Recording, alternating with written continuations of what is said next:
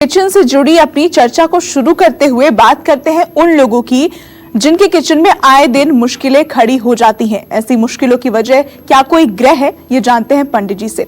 पंडित जी, kitchen में रखी चीजों का क्या कनेक्शन होता है हमारे स्वास्थ्य से, हमारे घर में आने वाली खुशियों से, या फिर अगर बुरी नजर से? इसके बारे में दर्शकों को बताइए। सबसे पहले किचन से वो संबंध है जो संबंध एक व्यक्ति को जीवित रहने के लिए श्वास का है। कहते हैं कि पेट न होता तो भेंट न होता, और उस पेट की पूजा करने के लिए वही एक स्थान रसोई है जहां से उसको सप्लाई मिलती है। और रसोई हर समय ज्योतिष शास्त्र के आधार पर हम लोग बताते हैं कि आप अपने साउथ ईस्ट के डायरेक्शन में, जो आपके घर का दक्षिण पूर्व का कोना हो, वहां अपनी रसोई बनाएं।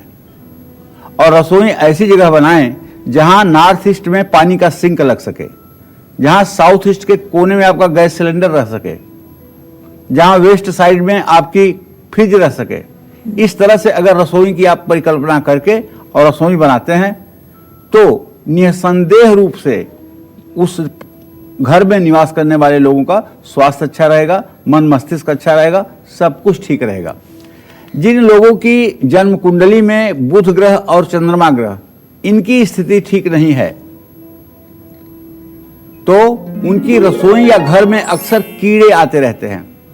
जरा गौर करके देखिएगा कि कहीं आपके घर में आए दिन कॉकरोच तो नहीं दौड़ते हैं?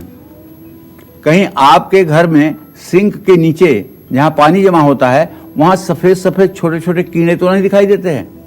अगर हां तो कुंडली दिखवा लीजिए, चंद्रमा और बुध आपकी कुंडली में खराब होगा। परिवार की महिलाओं का, ऐसे परिवार में परिवार की महिलाओं के सेहत पर इसका बहुत बैड इफेक्ट पड़ता है।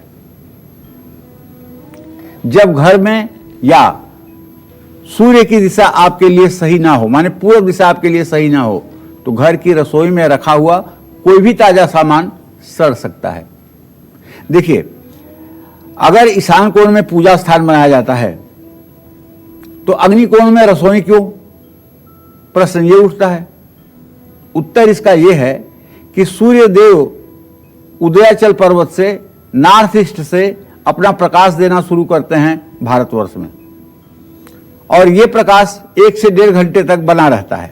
उसके बाद वो धीरे धीरे ऐसा लगता है कि जैसे सूरज चल रहा है, लेकिन सूरज कहाँ चलता है? वो तो पृथ्वी चल रही है।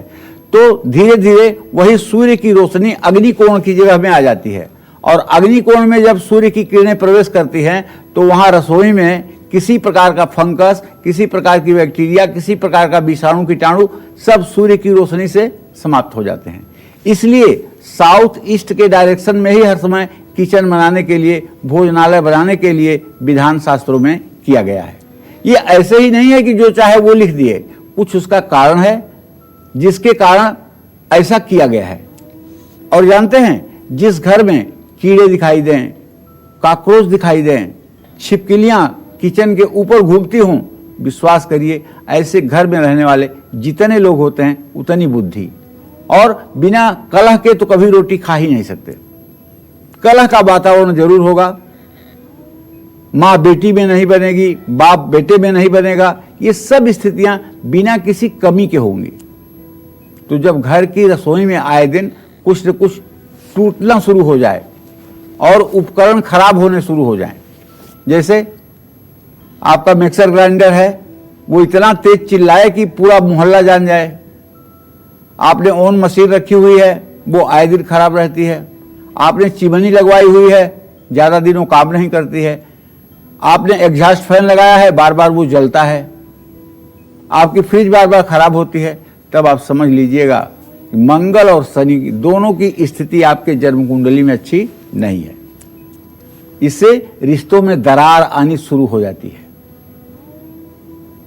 जब आपका राशन जल्दी जल्दी खत्म होने लगे, तो घर में राशन की बर्बादी होने लगे, तब समझ लीजिएगा कि आपके परिवार पर पितर दोष की छाया है। जानते हैं, पितर दोष की छाया के लिए कहीं न कहीं हम और आप भी जिम्मेदार हैं। कैसे? आपने कभी किसी को पिंडदान करते देखा है?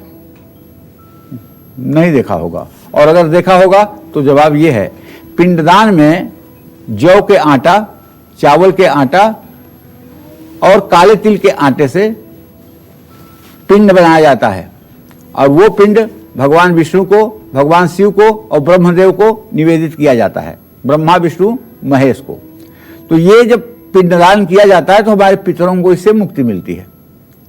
तो अब कुछ दिनों से जब से लोगों के घर में फ्रिज आई है तो एक नया सिस्टम है कि आटा गूंथ लेंगे और थोड़े से आटे का यूज कर लेंगे, फिर जो बचा आटा होगा उसको फ्रिज में रख देंगे और दूसरे दिन उसी आटे का फिर उपयोग करेंगे।